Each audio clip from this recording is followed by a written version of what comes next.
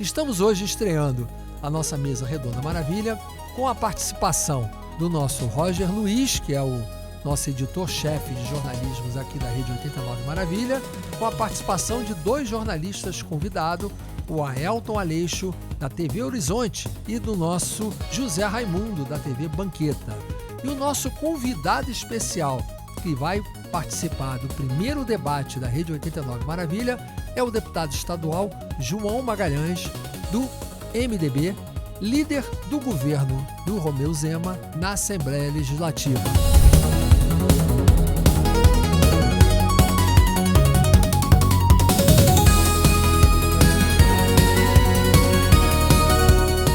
Oito mandatos são 32 anos de serviços parlamentares. É um dos deputados mais experientes do Brasil, quiçá de Minas Gerais, e já teve a experiência nacional e tem a experiência estadual. Geralmente todo mundo faz o contrário, né? Começa como deputado estadual e depois busca ser deputado federal. Mas o deputado João Magalhães, ele fez o inverso, talvez porque ele optou.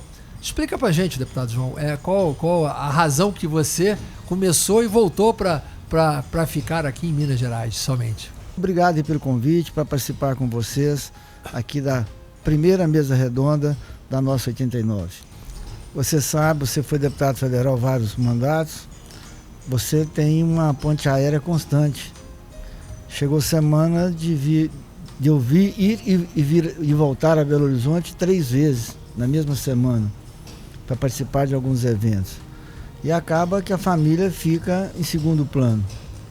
Depois de 20 anos, já com minhas filhas já crescendo e sempre carente da nossa presença, resolvi retornar para ficar mais próximo, participar mais ativamente, né, do crescimento delas, da educação, e acho que foi uma medida acertada. Eu não trocaria hoje a Assembleia pela Câmara dos Deputados. Agora me diga, como líder do governo na Assembleia Legislativa, quais têm sido os seus principais desafios para a base do governo na aprovação dos projetos importantes para o governo? Eduardo, o mais importante hoje é a votação dos projetos relacionados ao Propag. O governador, em 2022, durante a sua eleição vitoriosa, no primeiro turno, diga-se de passagem, ele disse durante a campanha que ele gostaria de resolver essa questão da dívida do Estado. E gostaria também que Minas se organizasse para o futuro. E disse também que, se fosse necessário, ele venderia as empresas estatais, CEMIG, Copasa, Codemig, para que pudesse dar um fim nessa dívida bilionária que vem sacrificando Minas Gerais há muitos e muitos anos. Eu me recordo, durante o governo do ex-governador Fernando Pimentel, foram 4 anos que o governo federal, todo mês, sacava das contas do governo do estado quase R$1 bilhão.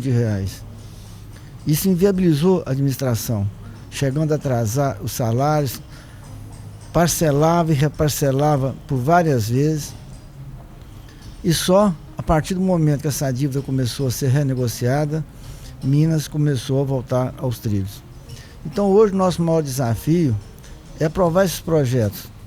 Já foram aprovados, me parece, 6, 7 projetos, faltam 3, 4 ainda, que são os mais complexos, que são os ligados às privatizações, mas tenho certeza que nas próximas 4, 5 semanas a gente vai entregar esses projetos aprovados para que Minas Gerais possa aderir e concretizar a negociação da dívida dentro do Propag. Deputado, é muito importante esse tema que você colocou, porque geralmente o cidadão ele não tem muita noção, ele acha que você tem uma dívida do Estado e não sabe como é que essa dívida foi contraída, mas ele sofre o ônus de ter que pagar essa dívida. Na verdade, o que aconteceu, é importante a gente contextualizar para que o cidadão saiba. Essas dívidas são dívidas feitas há muitos anos atrás e que elas vinham com uma correção absurda. Hoje a taxa Selic, que ainda a corrige, é uma taxa que está 15% ao ano. Houve momentos que essa taxa Selic chegou a 70% ao ano. Então, uma dívida pequena contraída em 1980, em 1990, só pelo juro sobre juro sobre juro e pela sua correção, ela nunca conseguiu ser paga.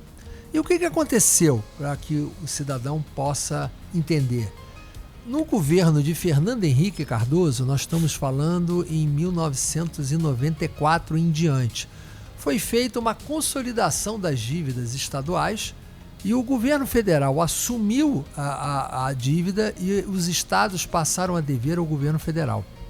E o que aconteceu? Foram feito um contrato em que os estados tinham que passar para a União 13% da sua receita corrente líquida, ou seja, a cada R$100 de impostos que você, cidadão mineiro, paga ao estado de Minas Gerais, R$13 obrigatoriamente iam para os cofres da União, ou seja, essa dívida já foi paga muitas vezes. Então o cidadão hoje está pagando o juro do juro do juro do juro de uma dívida que ele não quis fazer, que ele não participou, mas que certamente está sacrificando toda digamos assim, a capacidade que o Estado tem de manter as suas contas em dias e os seus serviços essenciais. Então hoje o que o deputado João Magalhães está falando, que é o projeto, que é o chamado Propag, faz parte de uma lei que foi aprovada agora recentemente, no ano passado, para que os estados possam aderir para ficar no seu regime de recuperação fiscal, que é onde Minas entrou por ser um dos estados que ficou mais endividado em função dessa caminhada que eu estou relatando aqui. Então, para aderir a esse Propag, que tem que ser feita adesão até o fim desse ano, Minas é obrigada a fazer uma série de coisas, entre eles entregar ações das empresas estatais, fazer cortes, enfim, tem uma série de requisitos para que Minas possa fazer e com isso ele tem uma redução desse pagamento dessa dívida para que possa sobrar alguma coisa para poder fazer frente para os mineiros. Então, deputado João, o que você acha que isso aí pode impactar para o futuro, na medida que possa se aderir a concluir as votações desse Propag, aderir a esse novo regime de recuperação fiscal, o que o Estado de Minas Gerais vai ter de vantagem para o cidadão, para poder as suas contas públicas, o investimento, enfim, qual será a realidade que todo esse esforço que você está fazendo como líder do governo, aprovar esses projetos todos, vão ter para o cidadão? Vamos lá. Com a adesão ao regime de reparação fiscal, o Propag, né, que a gente está fazendo a transição, você vai ter uma taxa de juros de 4% ao ano. Se você conseguir amortizar 20% da dívida na contratação, você terá uma redução dos juros, em 2% dos juros. E esses 2%, eles deverão ser revestidos em investimento no próprio Estado. Você vai ter um desconto nos juros da dívida, que não é pouco, 2% ao ano não é pouco, e esse dinheiro será revertido em obras de infraestrutura no Estado. Veja você. Qual é o total da dívida hoje? Hoje algo em torno de 170 bilhões de reais. Ou seja, 2% representa 3 bilhões e 400 milhões ao ano. Mas para Minas conseguir aderir com esses benefícios, você precisa de amortizar de 10% a 20% da dívida. Se você amortizar 10%, você tem 1% de desconto. Se você amortizar 20%, você terá um desconto de 2% dos juros. Nós estamos falando de 20% da dívida, algo em torno de 34 bilhões de reais.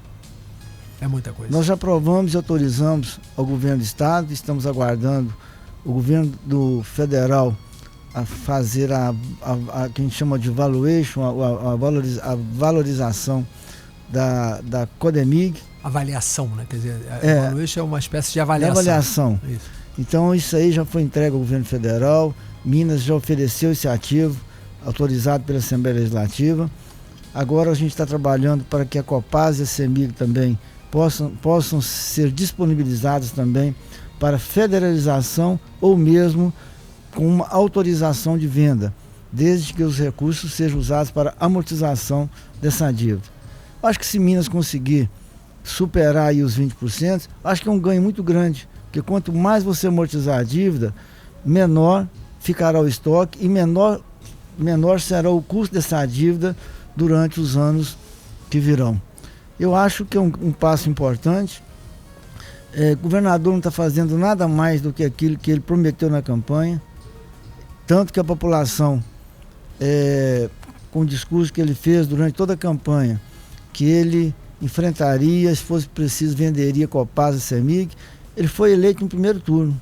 Eu acho que a população, né, aprovou o seu plano de governo, senão ele não teria sido eleito, e é a nossa obrigação hoje ajudar o Estado a voltar para os trilhos.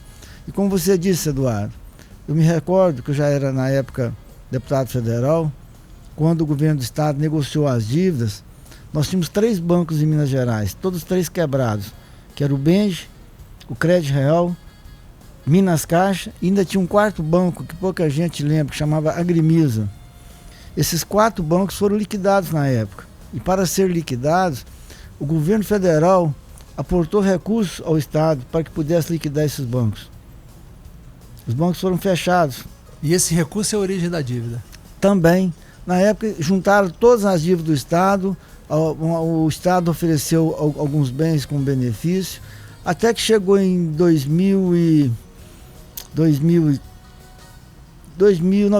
2000, o governador Itamar resolveu enfrentar essa questão da dívida.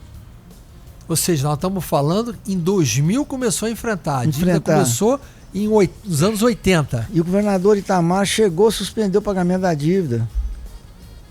E à época houve uma grande confusão no Estado. O governador, a União chegou a ameaçar até intervir no Estado, em tomar a CEMIG do Estado. Houve um movimento do governador Itamar Franco, levou até a polícia militar a tomar a usina de Furnas, né? Fez um cordão de isolamento e à época o governo federal entrou nas contas do Estado e sacou o dinheiro do Estado, que era a dívida. E aí acabou, o governador Itamar fez um acordo e entregou à época a Caseng, que era a Companhia de Armazéns e Cios de Minas Gerais, e entregou a nossa Ceasa, ela era mineira, também foi nacionalizada para bater esse débito. Então essa confusão da dívida, isso vem de anos e anos e anos. Desde que o governador Eduardo Zeredo renegociou, que na época foi uma renegociação que chamava, vou lembrar o nome aqui, mas foram todos os estados participaram da renegociação das dívidas. Foi essa situação do governo Fernando Henrique. Todos fizeram, foi a federalização da dívida. Da dívida. Porque a dívida, ela estava com alguns outros órgãos e o governo federal era avalista de algumas delas. Eu me recordo, São Paulo entregou o aeroporto de Guarulhos, o Rio entregou o aeroporto de Galeão. O Rio entregou os royalties do petróleo. Foi um esforço grande para que se reduzisse as dívidas. Zé Raimundo, contribua com esse debate. Muito bem, deputado. Uma pergunta que a maioria das pessoas nos questiona. O governador Zema teve uma eleição lá em 2019. 2018. 2018, né? Uma surpresa enorme para o Estado. Ele derrotou 2 candidatos fortíssimos, que eram o Fernando Pimentel, que era o governador na época, e o ex-governador Anastasia. Então foi uma vitória expressiva e ele fez um belíssimo primeiro mandato. O primeiro mandato dele foi aplaudido pela população mineira em todos os sentidos. E tudo que ele prometeu na campanha parece que ele conseguiu cumprir. Tanto a prova disso que ele foi reeleito com uma certa facilidade agora no segundo mandato. Mas essa pergunta é o que eu quero fazer para o senhor, que é o líder do governo lá na Assembleia. Esse segundo mandato tem tido muitas reclamações. O povo, a opinião popular diz o seguinte: ele não é mais o mesmo, ele mudou. Ele virou candidato à presidência da República e com isso ele piorou o seu trabalho. É isso mesmo, deputado? Eu não entendo desse modo. Vamos lá. O governador ficou 4 anos, primeiro mandato, nós tivemos a suspensão da cobrança do que a gente chama de serviço da dívida, que são os juros e amortizações. Durante esse período, o governador conseguiu colocar salário em dia. O salário ele era parcelado e reparcelado dentro do mesmo mês 2, 3 vezes, por falta de dinheiro. Não estou aqui culpando o governador Fernando Pimentel, mas por falta de dinheiro, porque a União, infelizmente, sacrificava o Estado. O Estado tinha a obrigação de pagar quase 1 bilhão por mês do serviço da dívida. Então o governador conseguiu colocar o salário em dia. O governador Fernando Pimentel, durante o mandato, ele fez um empréstimo dos depósitos judiciais do Estado, que o governador teve que sentar, renegociar e pagar ao Tribunal de Justiça, repor esse recurso. O governador deixou também para poder, pelo menos, pagar o salário do Estado, diante das dificuldades financeiras da época, atrasar os repasses de ICMS e recursos da saúde aos municípios. O governador Romeu Zema sentou com o Tribunal de Justiça, com o Ministério Público, Tribunal de Contas, fez um acordo. Essa dívida da saúde já foi toda paga. Estou falando aí algo em torno de 6, 7 bilhões de reais. E a mesma coisa com o ICMS. Aliás, pagou todo o ICMS, que era mais ou menos também 6, 7 bilhões. ICMS, para que o nosso ouvinte entenda o seguinte: cada R$100 de ICMS que entra nos cofres do Estado, obrigatoriamente tem que ser compartilhado com os municípios, 25% disso. Isso é a receita de sustento da maioria dos municípios de Minas Gerais. E o que acontecia naquela época que o deputado João Magalhães está explicando? É que esse repasse não estava sendo feito em dia pelo então governador Fernando Pimentel. E essa dívida gerou esse buraco de 6, 7 bilhões de reais que acabou tendo que ser pago depois que o governador Romeu Zema assumiu o mandato. Seria isso? Sim. E assim que o governador Zema iniciou novamente as tratativas para a renegociação da dívida, ele voltou a pagar o serviço da dívida. O governo hoje está pagando algo em torno de 450 e 500 milhões por mês. Nós estamos falando em algo aí de 5 bilhões e meio, 6 bilhões por ano. Isso faz falta no caixa, né? Apesar disso, os investimentos têm chegado por todo o estado, obras, hospitais, mas não com a mesma velocidade que chegava no primeiro mandato. Você tinha uma gama de recursos muito superior à existente hoje. Aelton. Deputado, mesmo com esta questão de estar com o caixa baixo, a gente pode colocar dessa forma, o governador Zema tem feito muitos investimentos, tanto na educação quanto na área da saúde, né? Entrega de hospitais, e foram mais de 1.700 escolas com reformas, com mobiliário. E a médio e longo prazo, qual é o retorno que o governo espera? Veja você, eu falava na época do governo Fernando Pimentel, foi quando eu cheguei aqui como deputado estadual, raro foram os investimentos feitos pelo governador Fernando Pimentel.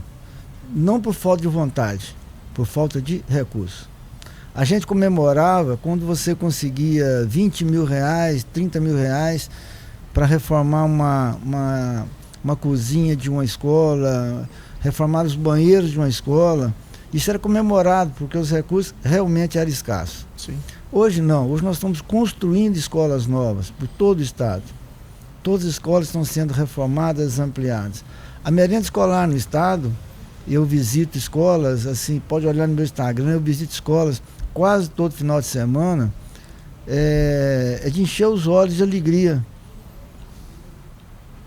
De você ver as crianças alimentando, merenda que eu fui estudante a vida inteira, nunca vi. Frutas, cacho de uva, melancia, uma comida de primeira qualidade, feita por especialistas, por nutricionistas, né, eles que fazem o cardápio das escolas. Sim. Então melhorou muito o estado, principalmente a educação. Saúde, o estado está entregando todos os hospitais que foram iniciados ainda na época do governo Aécio Anastasia, os famosos hospitais regionais. O estado agora está concluindo, o governador Valadares, Teófilo Otoni já está pronto, já foi feita até concessão, tem em Divinópolis, 7 Lagoas, aqui em Conselheiro Lafayette, são vários hospitais, parece que são 7 ou 8, que vão ser entregues agora, porque o Estado conseguiu, no mandato passado, fazer os investimentos para que pudesse acelerar essas obras e agora estão sendo concluídas. Então eu acho que mesmo com toda dificuldade, o governador ainda está conseguindo entregar muita coisa boa para o Estado. Roger. Deputado, a gente teve algumas instalações nos últimos meses de alguns radares nas vias do nosso estado, principalmente ligando Belo Horizonte a Ipatinga, João Molevade, Caratinga, na famosa 381-262. Queria saber do senhor se o senhor tem essa percepção ou essa informação, se os radares passaram por algum estudo técnico público, se chegou até vocês na Assembleia Legislativa, se teve algum critério técnico usado também para a instalação, porque há muita reclamação do povo mineiro sobre esses radares. Veja você, essas rodovias são federais, ou seja, esses radares também fazem parte desse pacote federal. Isso não passou pela Assembleia. Mas quando você faz o edital de concessão, a empresa assume investimentos a serem feitos. E eu sempre passo pela 381, que vai daqui a Governador Valadares, e é perceptível as melhorias que a rodovia teve. Todo o asfalto já foi restaurado, recapeamento, segurança das estradas, sinalização. Eu acho que melhorou muito. Só que quem gastou, eu acho que vai ter que recuperar. Isso está no edital. Isso não foi contestado quando da publicação. Então, acho que não tem muita coisa a discutir. Quem ganhou a concessão da 381 já ganhou prevendo que, a partir do momento que fizesse os investimentos mínimos necessários, seria iniciada a cobrança. E assim foi feito. Mas isso não passa pela Assembleia, e acho que nem pela Câmara dos Deputados. Porque isso aí é um serviço de concessão pública, o governo federal tem feito. O governo estadual também tem feito em algumas rodovias, recentemente fez agora da BR-040 até Rio Casca, com a duplicação até Mariana, e ali também está previsto o pedágio. O pedágio é a empresa que vai assumir e vai fazer a conservação e manutenção da rodovia. Isso tudo está previsto em edital. Aproveitando esse gancho, deputado João Magalhães, depois eu queria até voltar um pouco mais no problema da dívida, mas aproveitando esse gancho do Roger, muitas estradas que são hoje de competência ainda estadual, realmente elas estão com um estado ainda não satisfatório, né? Como você mesmo falou, as rodovias que já foram pedagiadas, que já teve um contrato de concessão, tem uma obrigação de investimentos, que as rodovias que não são pedagiadas, e a maioria das estaduais não são, elas estão num estado que dificulta muito nosso trânsito pelo estado, né? Eu ando muito pelas estradas por aqui e realmente me deparo, às vezes, com distâncias pequenas sendo cumpridas em tempos muito longos pelas condições das estradas. Qual é a ideia, qual é o plano, não só do governo, ou até da própria Assembleia, para poder gerir o orçamento específico para que seja destinado à melhoria das estradas? Porque eu acho que talvez esse legado seja um legado que possa ser cobrado amanhã depois da gestão do governador. Veja você, o governador Aécio Neves e uma parte do governo do ex-governador Antônio Anastasia, eles entregaram algo em torno de 300 trechos pavimentados. Na época chamava Proacesso. São cidades que não tinham nenhuma ligação asfáltica. Só que essas estradas hoje estão chegando a 20 anos em média que elas foram construídas. E todas ao mesmo tempo. O Estado tem feito um trabalho grande de restauração dessas estradas. Eu que me recordo aqui da minha região, você pega de Manhuaçu a Ipanema, são 80 quilômetros. Está restaurado. Lajinha Mutum, restaurado. Lajinha BR-262, restaurado. Martins Soares, passando por Mamirim, você vai até Espera Feliz, desce até Carangola, restaurado. Tem um trabalho constante de restauração. Só que todas as estradas deterioraram ao mesmo tempo, nesses 20 anos. E todas necessitam de restauração ao mesmo tempo. Então é impossível, até por falta de quantidade de empresas especializadas para fazer isso tudo ao mesmo tempo. E também a questão financeira. O Estado esse ano vai investir R$1 bilhão em restauração de rodovias. É muito dinheiro, mas é suficiente para enfrentar a necessidade, que ela é bem maior. Zé Raimundo. O pedagiar as estradas eu acho que é importantíssimo, porque é a maneira que você tem de conservação, de melhorias nas rodovias.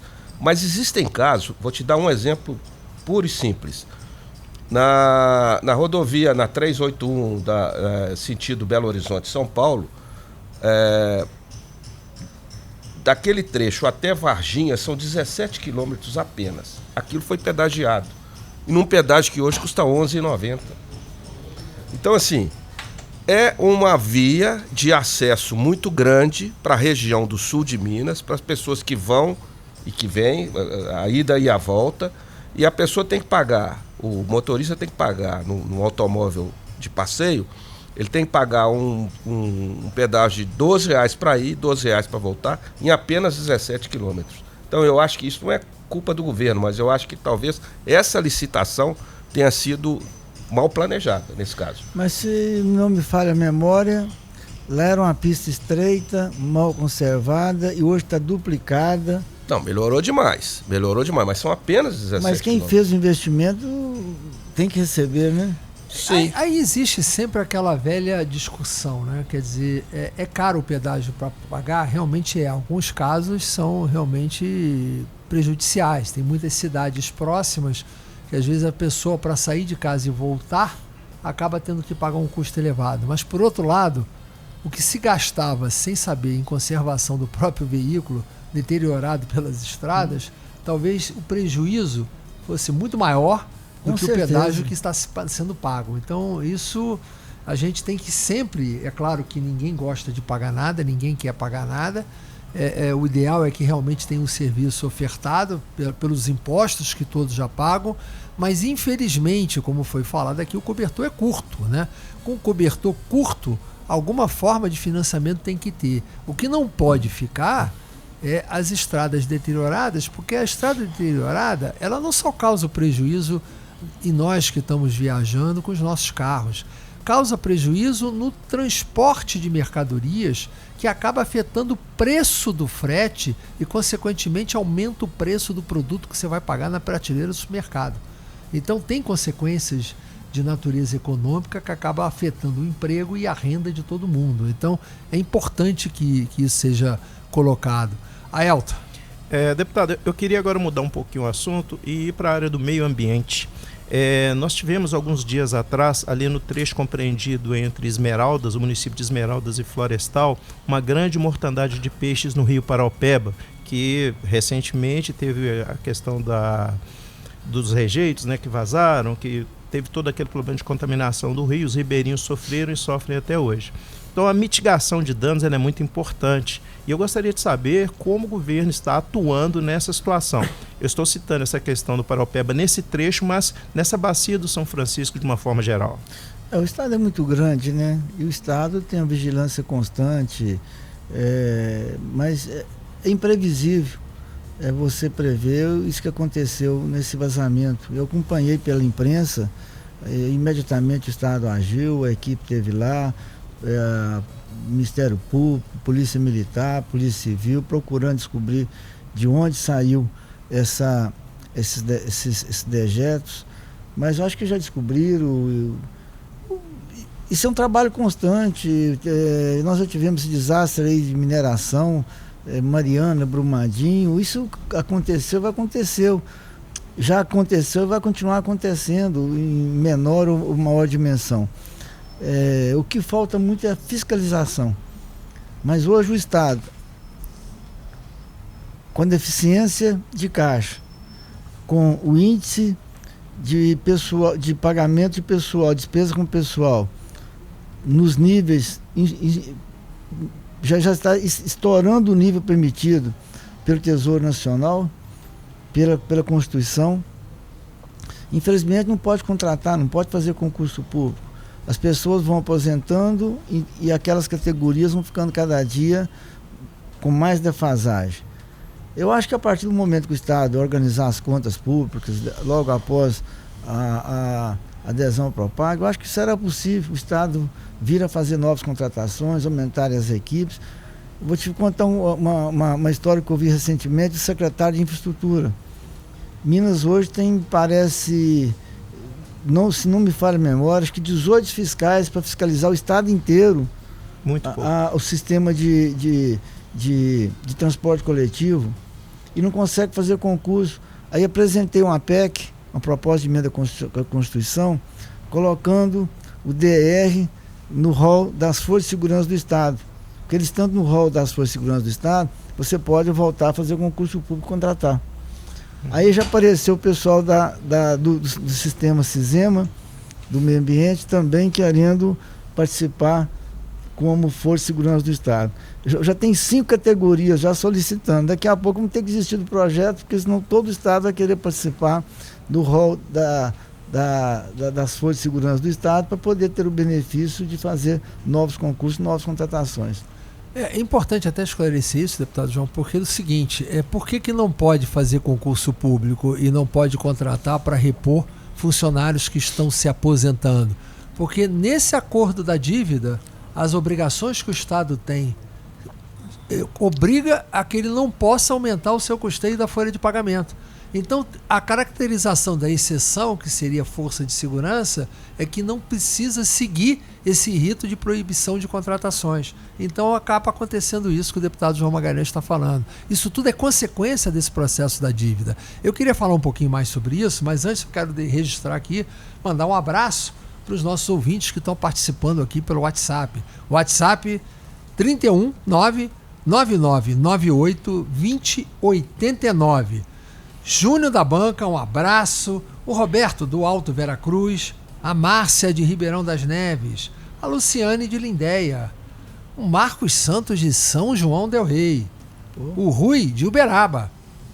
Pedro Santos, da Cidade Industrial em Contagem. E muitos outros que a gente vai falando aqui no decorrer. Porque a Rede 89 Maravilha está praticamente em todo o estado de Minas Gerais. Então, em Uberaba, a gente está transmitindo hoje pela 102.1, cujo DAIO, na semana que vem, irá mudar para 89.3. Então, será 89 Maravilha em Uberaba também.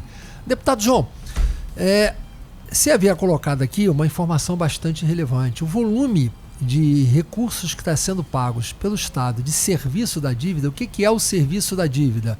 São os juros, deveriam ser os juros e a amortização da dívida, mas como foram limitados a 13% da receita corrente líquida que o Estado tem, o que é a receita corrente líquida? É a receita que você recebe de impostos, menos as transferências que são obrigatórias a serem repassadas aos municípios. Tem chegado, como o senhor falou aqui, a 6 bilhões de reais por ano. E exatamente um número que foi falado aqui, que o volume de investimento nas estradas tem chegado a 1 bilhão de reais por ano. Ou seja, estamos fazendo um esforço sobrenatural para gastar 15% do que a gente paga de serviço da dívida para a União, porque esse dinheiro é pago para a União. E tem um agravante: se o Estado não tem o dinheiro para pagar no dia que vence, você sabe o que acontece? A União vai na conta bancária do Estado e rapa o dinheiro. Essa que é a verdade. Se confisca, bloqueia o recurso. Só para te dar um dado, ontem eu estive com o Matheus, que é o diretor-geral do DR, Departamento de Estradas e Rodagem de Minas Gerais. O Estado, obrigatoriamente, por conta do Propag, da contenção de despesas, fez um provisionamento, uma reserva, um contingenciamento de 400 milhões de reais no DR.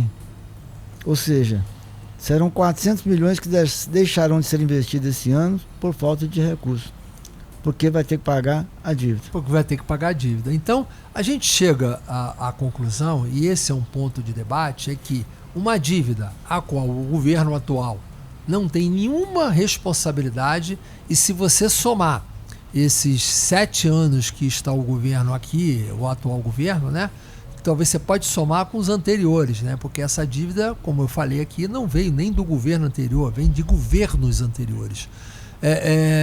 Se somar, certamente por ano, o atual governo paga, no mínimo, mais 20 vezes a dívida inicial de serviço.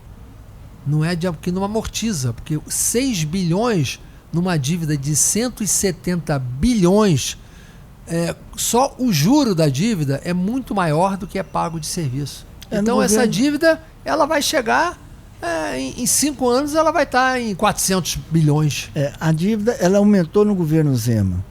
Mas aumentou pelo juro. Mas ele não aumentou nem um centavo.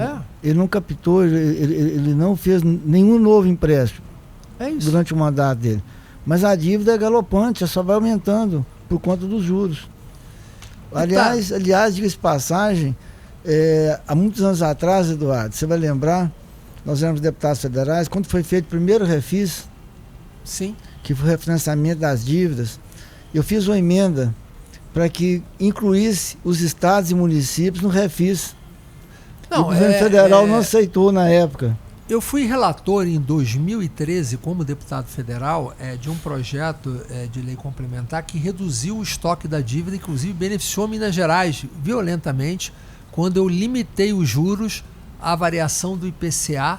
Mas hoje você está discutindo a redução de 4% para 2%. Mas naquela época, eu transformei a dívida em IPCA mais 4%. Ela era a Selic. Ela era a Selic mais juros. Ela tinha a correção muito maior do que a Selic. E a gente retroagiu o cálculo a um período anterior e recalculou o estoque. Se isso não tivesse sido feito, hoje não seriam 170 bilhões. Seria 300. Seriam 300 bilhões, pelo menos. Então, registrar não por dizer o que eu fiz, aquilo beneficiou todos os estados, inclusive Minas Gerais. Mas esse problema, cada ação que se faz nunca é suficiente. Porque a dívida, ela é absurda e não é dívida por contração de nada. Porque você faz uma dívida, tem que gerar recurso para pagar. Você vai investir num serviço, vai investir numa produção para aumentar a arrecadação do Estado e, consequentemente, você poder pagá-la. Esse é o princípio de uma dívida.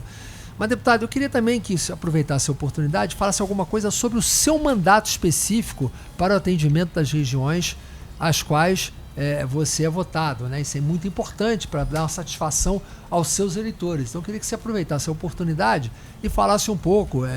Nós temos assim vários exemplos, saúde, medidas de saúde, Manhuaçu, sei que teve vários investimentos que foram feitos no seu mandato, teve escolas em Manhuaçu, enfim, uma série de coisas. Eu queria que ele aproveitasse a oportunidade para fazer um breve balanço aí daquilo que você atua especificamente nas regiões onde o senhor é votado. Manhuaçu é minha principal base, né? Inclusive eu tenho uma rádio lá em sociedade com meu irmão, e Rádio Caparaó, e eu tenho presença constante, minha irmã reside lá, e a gente tem um trabalho significativo em prol do Hospital César Leite, que é um hospital referência na região. Todos os anos eu aloco recursos para custeio, investimentos para o hospital. E Manhuaçu tem algo em torno de 16, 17 escolas estaduais. Todas elas têm recebido uma gama grande de recursos, todas estão passando por processos de reformas, ampliação. Hoje as escolas, as cozinhas das escolas, hoje tem que ser adaptado para o padrão Anvisa. Todas têm que ser padrão Anvisa.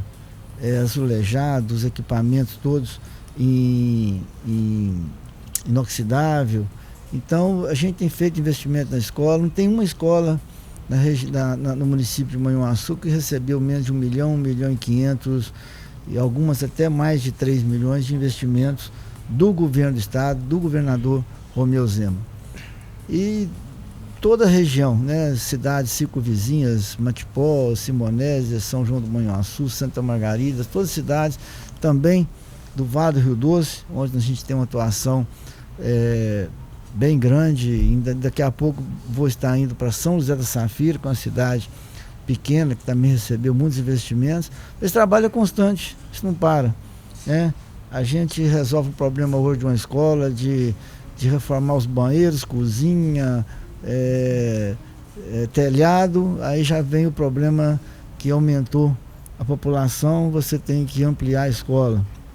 Você acaba de ampliar a escola, já tem que fazer um poliesportivo do lado. Então os investimentos não param.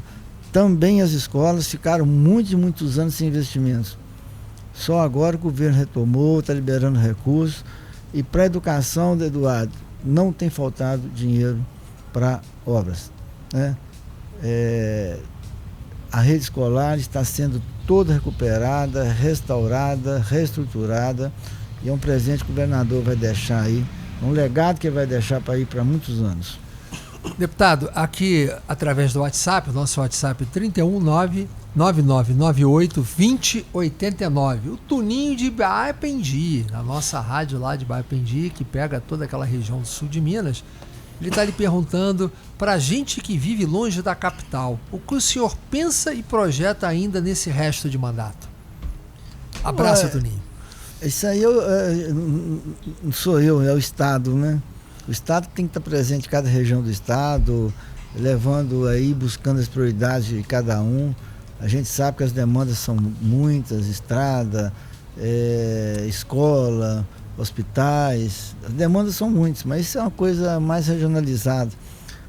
Eu cuido do meu canteiro ali, do meu pedaço. Sim, mas como líder do governo, o senhor, de uma certa forma, tem uma interferência praticamente em todo o estado, fora até da sua base. Talvez ele esteja pensando num contexto maior, como pela sua posição de líder do governo. O líder do governo, ele não é líder do governo do estado, ele é líder do governo da Assembleia, né? Sim, sim. Aí, essa questão dos benefícios que chegam em cada cidade, cada região, isso é mais tarefa dos secretários, coordenados aí pelo nosso secretário de governo, Marcelo Aro. O meu trabalho é da coordenação legislativa, cuidar da Assembleia, da relação da Assembleia com o governo do Estado. E como é que está o relacionamento com a oposição? Tem uma oposição muito forte, muito aguerrida? Como é que é? Há um convívio? Há diálogo? Como é que é a situação? Contextualiza aí para a gente. Eduardo, nós temos hoje um acirramento nacional. Você tem uma direita bem mais organizada, bem mais forte, como também tem uma esquerda que tem um presidente da República. Então a gente tem aí dois polos, e esses polos vão para dentro das casas legislativas. Você está assistindo o Congresso lá, as pautas da direita e da esquerda são antagônicas, que hoje estão criando guerras, né? E a mesma coisa acontece na Assembleia. O governo tem seus projetos de adesão ao Propag, que a oposição é literalmente contra, né? Não é que são contra, né? Algumas pautas foram até convergentes, votaram favorável e tudo, mas tem essas pautas mais sensíveis, principalmente as de privatização, que eles são totalmente contra, né? Eu gostaria até que o governo federal, né, aceitasse essas empresas para a federalização, que facilitaria o trabalho. Mas o governo federal já disse que não quer Copasa, que não quer CEMIG. Então nós precisamos... Mas ele aprovou a lei desse jeito, com uma colocação deles que obriga a dar a lei. Eles são favoráveis à estatização e você vai entregar a empresa do Estado para eles administrarem, eles na esquerda ficam contra aquilo que vai para eles mesmo? Mas explica essa contradição. Mas você pega, por exemplo, o CEMIG. Apesar do Estado ter a prerrogativa de indicar presidente e os diretores da CEMIG, o Estado tem 50,1% da CEMIG do capital votante, ou seja, de mando.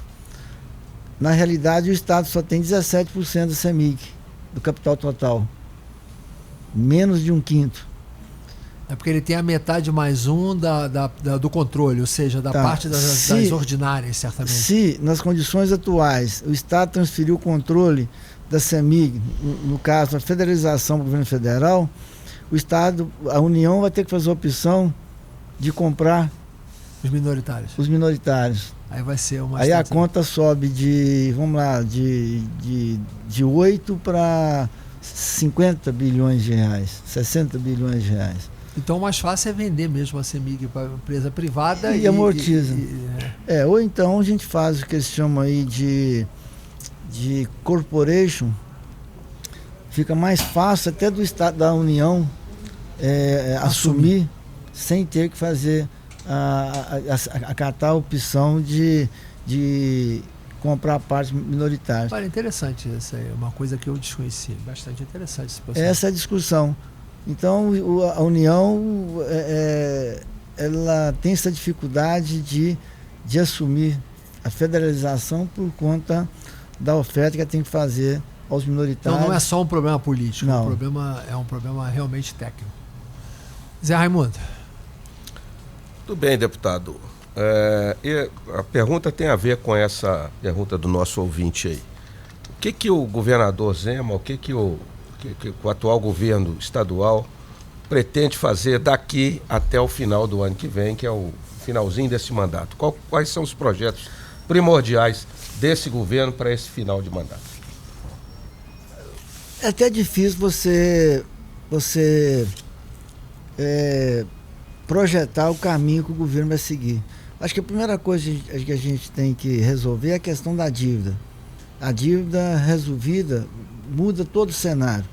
As condições, se o governo vai conseguir amortizar 10% ou 20%, faz muita diferença. Eu acho que a partir do momento que a gente aprovar os projetos e que se efetivar a adesão ao Propag, eu acho que o cenário muda por completo.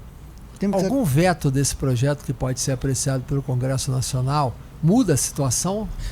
Muda, porque quando o governo federal instituiu o Propag, ele excluiu as dívidas que estavam dentro, veja você, dentro do regime de recuperação fiscal, você tinha todas as dívidas alocadas. Quando aprovou o Propag, o governo federal tirou as dívidas privadas que estavam dentro do regime de recuperação fiscal, tirou do Propag. Um exemplo, dívidas com bancos internacionais. O Estado tem uma dívida com o Credit Suisse, que inclusive tem as ações da CEMIG que estão em poder da MGI Participações para garantir esse empréstimo. Esse empréstimo, algo em torno de, me parece, 3 bilhões de reais, ele estava dentro do regime de recuperação fiscal. Quando você tira, ele cai diretamente no colo do Estado. O Estado tem que pagá-lo. Tem que pagá-lo. Então muda todo o cenário. Então a gente tem que terminar de votar o Propag, ver o que o governo federal vai aceitar, o que não vai. Temos que esperar a avaliação, o valuation da Codemig. Nós não sabemos por quanto a União vai aceitá-la como um bem federalizado. Pode alcançar 20 bilhões, 30 bilhões, 60 bilhões. É uma avaliação assim que ninguém imagina o volume, né, que se vai chegar, porque é uma operação complexa, uma companhia muito grande, né? E tem um outro problema, porque ela tem um contrato com uma empresa privada, uma sociedade de exploração do Nióbio, né? As duas fazem essa empresa privada, que é a CBMM, ela é sócia do Estado na extração e beneficiamento do nióbio. Apesar das duas terem minas juntas, o minério é retirado e é processado por essa empresa, e a Codemig recebe os royalties e uma participação na venda desses minérios. Meu querido deputado João Magalhães, a gente está se aproximando do nosso fim do nosso programa. Eu queria que fizesse um resumo, fizesse as suas considerações finais, desse a mensagem que você quisesse deixar para os nossos ouvintes e para os cidadãos do estado de Minas Gerais. Eduardo, só agradecer e te parabenizar aí agradecer pelo convite, parabenizar aí pelo tamanho do trabalho que você tem feito aqui por Minas Gerais. São mais de 20 rádios espalhados por vários municípios. Eu tenho rádio, eu sei a importância do rádio no contexto, né, de cada cidade, principalmente dos pequenos municípios, pela beleza desses estúdios, talvez dos mais bem montados aqui de Belo Horizonte, e pode ter certeza que eu sei que vai alcançar o objetivo, que é levar principalmente a palavra de Deus a cada lar aqui dos mineiros e mineiras. Deputado João Magalhães, queria lhe agradecer muito a sua participação, a sua presença aqui nos estúdios da 89 Maravilha. Queria agradecer muito a participação dos nossos convidados, José Raimundo, muito obrigado pela sua presença aqui. Elton Aleixo, muito obrigado pela sua presença. O nosso Roger, o nosso editor, todos os operadores que estão aqui, todos os nossos auxiliares aqui da Rede 89 Maravilha, que é uma equipe que está sendo mobilizada para poder atender, e agradecer principalmente a você, ouvinte, que teve a paciência, e aquele que está nos assistindo também pelo YouTube, onde está sendo transmitido. A Rede 89 Maravilha também será sempre transmitida ao vivo essas transmissões, e agradecer muito, principalmente a Deus, porque a gente está aqui presente com a rádio de todas as igrejas que toca o som do céu. Um bom dia a todos.